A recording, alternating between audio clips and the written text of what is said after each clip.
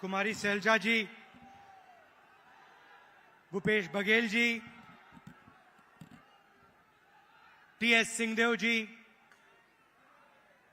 चरणदास महंत जी, तामराज साहू जी, दीपक बैद जी, फूलो देवी नेताम जी,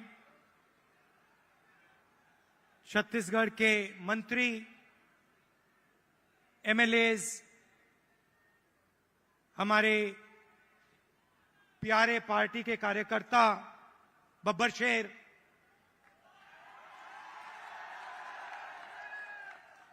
और शेरनिया, भाइयों और बहनों, छत्तीसगढ़ के युवाओं, प्रेस के हमारे मित्रों, आप सबका यहां बहुत बहुत स्वागत। इतनी गर्मी में आप आए, अपना कीमती समय आपने हमें दिया, हमारी बात सुनने आए, इसके लिए मैं बहुत आभारी हूं।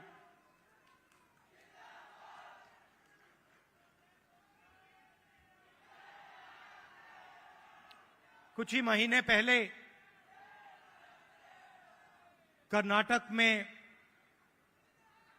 चुनाव हुआ। एक तरफ बीजेपी और उनकी विचारधारा, दूसरी तरफ कांग्रेस पार्टी, हमारी विचारधारा।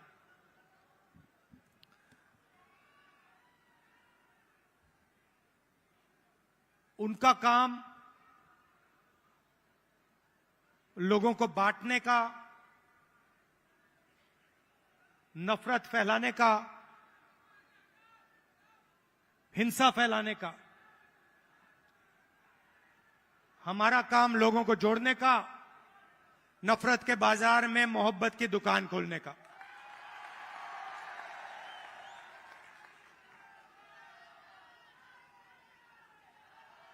और कर्नाटक में हमने कहा, जैसे पहले हमने छत्तीसगढ़ में वायदे किए थे, किसानों को सही दाम देने का वायदा जो हमने पूरा किया, किसानों का कर्जा माफ किया, बिजली बिल हाफ किया, जैसे हमने यहां वायदे किए थे, वैसे ही हमने कर्नाटक में 5 वायदे किए। चुनाव से पहले बीजेपी के लोग हर बार वो कोई ना कोई नंबर निकाल देते हैं। कोई कहता है 230 सीट आएंगी, कोई कहता है 250 सीट आएंगी, मगर कर्नाटक में कर्नाटक के हर गरीब व्यक्ति ने पूरा दम लगा के कांग्रेस पार्टी को जिताया। और वही यहां हुआ था।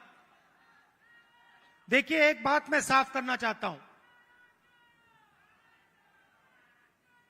बीजेपी और नरेंद्र मोदी जी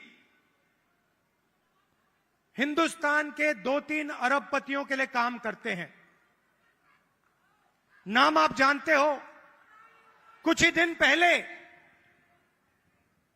दुनिया के सबसे बड़े फाइनेंशियल अखबारों में अदानी जी के बारे में कहानी आई, आर्टिकल छपा। दुनिया के सबसे बड़े फाइनेंशियल न्यूज़पेपर में लिखा था, अदानी जी जो नरेंद्र मोदी जी के करीब हैं, उन्होंने हिंदुस्तान से हजारों करोड़ रुपया बाहर देशों में भेजा और उस पैसे से स्टॉक मार्केट में अपने शेयर्स का दाम बढ़ाया। और उस पैसे से अदानी जी, आपकी जो पूंजी है, आपका जो इंफ्रास्ट्रक्चर है, आपके जो एयरपोर्ट हैं, सुना है अब रेलवे स्टेशन भी उनको दिए जाएंगे।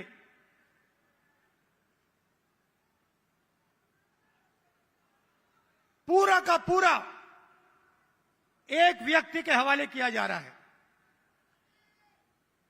और मैं साफ कहना चाहता हूं कि चाहे वो कर्नाटक की सरकार हो, छत्तीसगढ़ की हो, राजस्थान की हो, हिमाचल की हो, और जो अभी आने वाली हैं तेलंगाना, मध्य प्रदेश, ये सारी की सारी सरकारें गरीबों की सरकारें होंगी, अदानी की सरकारें नहीं होंगी। और प्रधानमंत्री को साफ कहना चाहिए, देश को बताना चाहिए और छत्तीसगढ़ के युवाओं को बताना चाहिए कि वो अदानी जी पर इंक्वायरी क्यों नहीं करवा रहे हैं। ऐसी क्या बात है कि नरेंद्र मोदी जी अदानी जी पर इंक्वायरी नहीं करा सकते हैं? दो तीन सवाल हैं भाई और बहनों, युवाओं। ये जो हजारों करोड़ रुपए हिंदुस्तान से बाहर गया, ये पैसा किसका था? पहला सवाल, ये अदानी जी का पैसा नहीं था, ये किसी और का पैसा था। किसका पैसा था? ये पहला सवाल है। प्रधानमंत्री जी कोई इंक्वायरी नहीं करवाएंगे। मैं आपको साफ कह देता हूं, हिंदुस्तान का प्रधानमंत्री अदानी जी पे कोई इंक्वायरी करा ही नहीं सकता, क्योंकि अगर उसका इंक्वायरी का नतीजा निकल गया तो नुकसान अदानी जी को नहीं होगा, नुकसान किसी और को होगा। तो छत्तीसगढ़ में हमने क्या किया? छत्तीसगढ़ में किसानों को धान के लिए सही दाम दिया। और आज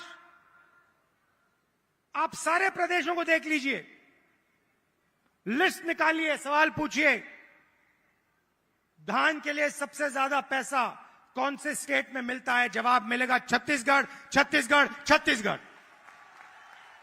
और प्रधानमंत्री जी यहां आए थे, मुझे याद है, बीजेपी के सब नेता आए थे और कहा था कि कांग्रेस पार्टी इस वायदे को पूरा नहीं कर सकती है। कहा था पैसा नहीं है। हमने साफ दिखा दिया, पैसा है और वायदा पूरा हमने कर दिया। जहां भी हम जाते हैं, हम झूठे वायदे नहीं करते।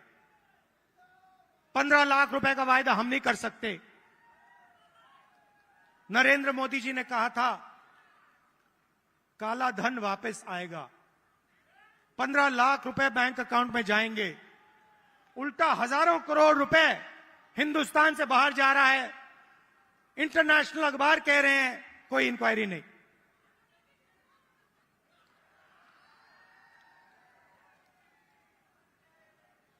तो अब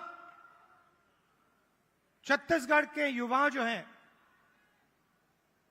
आपकी बहुत बड़ी जिम्मेदारी है और हम चाहते हैं कि आप प्रदेश को चलाने में, राजनीति को चलाने में आगे आएं। आपको पीछे नहीं रहना चाहिए। आपकी जो नई जनरेशन है, भविष्य आपका है।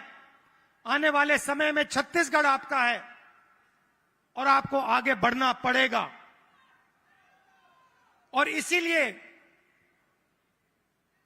हमने राजीव युवा क्लब आपके लिए बनाए हैं। हर क्लब को 1 लाख रुपए, 3 लाख युवाओं को क्लब में हमने जोड़ा है। और ये ऐसे नहीं जोड़ा है, मैं आपको साफ बताना चाहता हूं। हमने इसलिए जोड़ा है कि आप इस प्रदेश को चलाने में, इस प्रदेश को चलाने में आप भाग लें। और हम आपके लिए राजनीति के दरवाजे खोलना चाहते हैं कि कुछ ही सालों में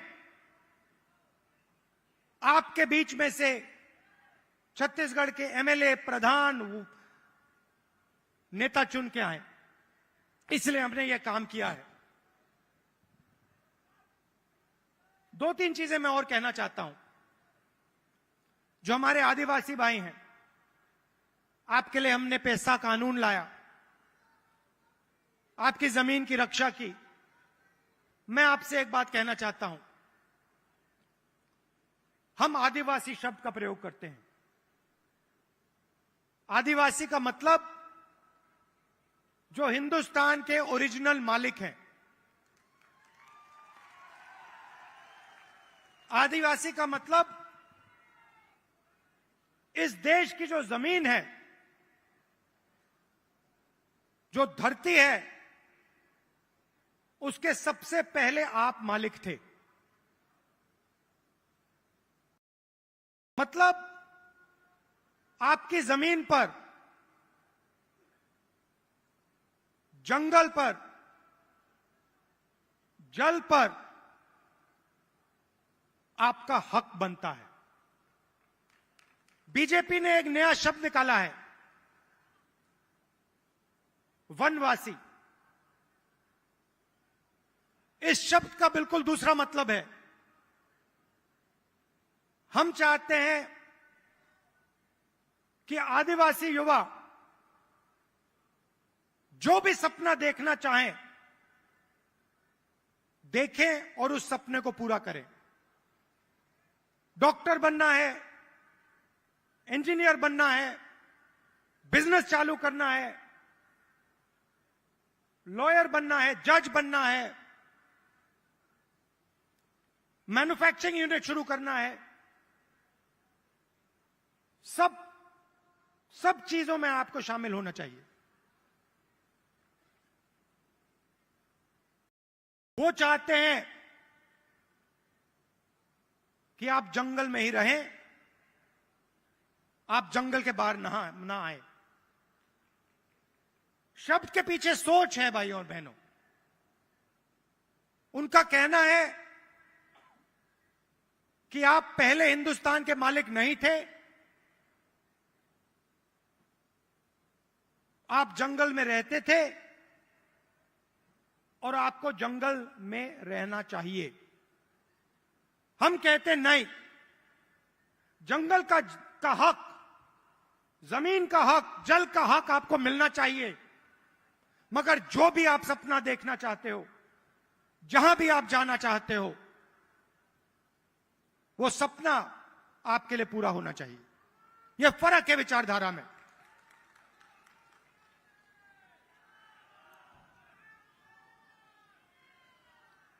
और पूरे देश में भाई और बहनों, पूरे देश में ये नफरत फैला रहे हैं।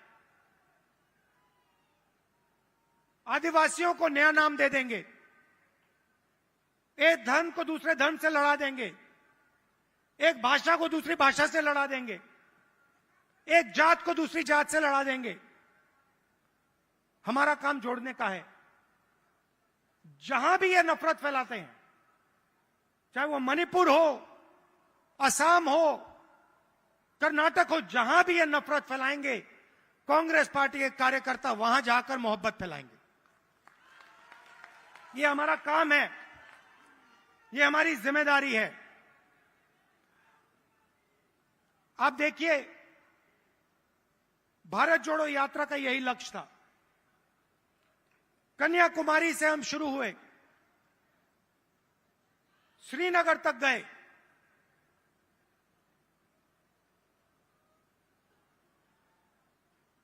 मीडिया में इन्होंने, बीजेपी के लोगों ने हर रोज ये कुछ ना कुछ उल्टा सीधा बोलते हैं, नफरत फैलाते हैं। भारत जोड़ो यात्रा ने पूरे हिंदुस्तान को जोड़ने का काम किया। हर धर्म को, हर जात को, हर भाषा को हमने याद दिलाया कि आप सबसे पहले हिंदुस्तानी हो और आप सबको एक साथ मिलकर, मोहब्बत के साथ, इज्जत के साथ रहना है। यह यात्रा का मैसेज था और यह बहुत गहरा मैसेज था, नया मैसेज नहीं था, बहुत पुराना मैसेज है।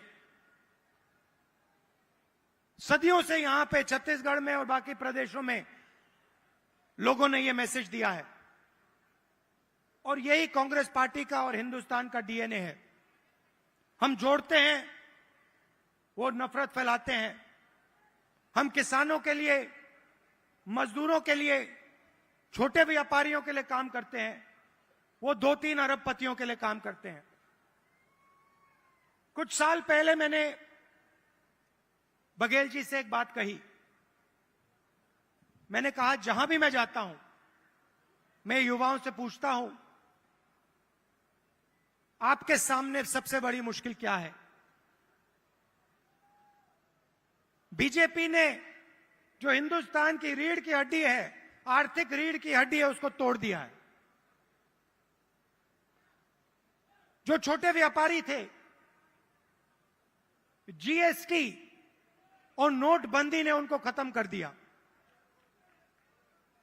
जानबूझ के खत्म किया। और जब भी मैं इनसे पूछता हूं, आपके सामने सबसे बड़ी मुश्किल क्या है, कहते हैं बेरोजगारी। और मैंने छत्तीसगढ़ के चीफ मिनिस्टर से कहा, देखिए, छत्तीसगढ़ में अलग अलग स्किल्स हैं, हर डिस्ट्रिक्ट में आप कुछ ना कुछ बनाते हो, मगर जो छोटे बिजनेस वाले होते हैं उनको बैंक का पैसा नहीं मिलता, उनको मीडिया का सपोर्ट नहीं मिलता। और मैंने छत्तीसगढ़ के चीफ मिनिस्टर बघेल जी से कहा कि आपका फोकस इन छोटे व्यापारियों पे होना चाहिए, छोटे बिजनेस वालों पर होना चाहिए, बैंक के दरवाजे उनके लिए खोलने चाहिए, और मार्केटिंग हो तो इनके लिए हो। और खुशी से मैं कहता हूं कि बघेल जी ने इस पे काम शुरू कर दिया है और इससे आने वाले समय में लाखों युवाओं को फायदा मिलेगा, हजारों नए बिजनेस खुलेंगे और लाखों युवाओं को रोजगार मिलेगा। देखिए, आपको सिर्फ छत्तीसगढ़ की नहीं सोचनी है। छत्तीसगढ़ हिंदुस्तान का सेंटर है।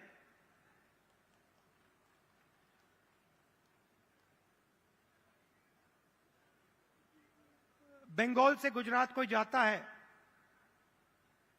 छत्तीसगढ़ से निकलना पड़ता है। आप सेंटर लाइन पे हो और आपको देश का लॉजिस्टिकल सेंटर बनना चाहिए कि आप इंफ्रास्ट्रक्चर तैयार करिए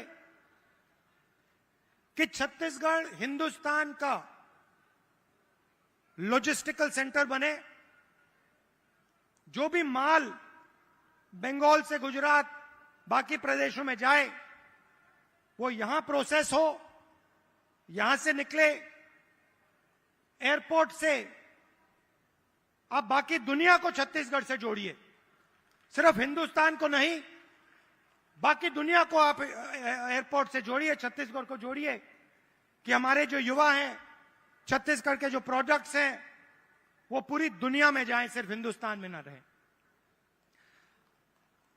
मुझे लगता है कि छत्तीसगढ़ की सरकार ने बहुत अच्छा काम किया है और आने वाले 5 सालों में भी यहां पे छत्तीसगढ़ की सरकार, कांग्रेस पार्टी की सरकार जबरदस्त काम करने जा रही है। कार्यकर्ताओं से मैं कहना चाहता हूं, आप हमारी रीढ़ की हड्डी हो, आप हमारे विचारधारा के लिए लड़ते हो।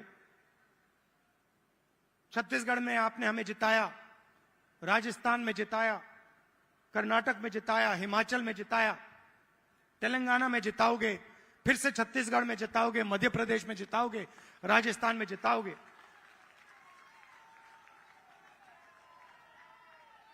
हमारी बघेल जी, हमारी सरकार को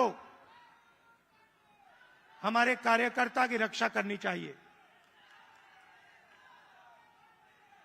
करती है, मगर और डट के जो हमारा कार्यकर्ता है उसे लगना चाहिए कि मैं कांग्रेस पार्टी का कार्यकर्ता हूं, मैं कांग्रेस पार्टी की विचारधारा के लिए लड़ता हूं और मरता हूं।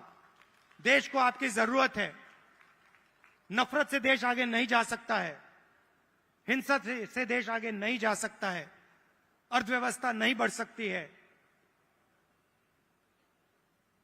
मोहब्बत से, इज्जत से काम किया जाता है और अगर देश को जोड़ा जाता है, सबको एक साथ लाया जाता है, तो देश तेजी से प्रगति करता है। आप सब यहां आए, इतने प्यार से आपने मेरी बात सुनी, इसके लिए आप सबको दिल से धन्यवाद। और जो युवा हैं जो अब इन क्लब्स में शामिल होंगे, आप याद रखिए छत्तीसगढ़ का भविष्य आपका है, आपकी बड़ी जिम्मेदारी है।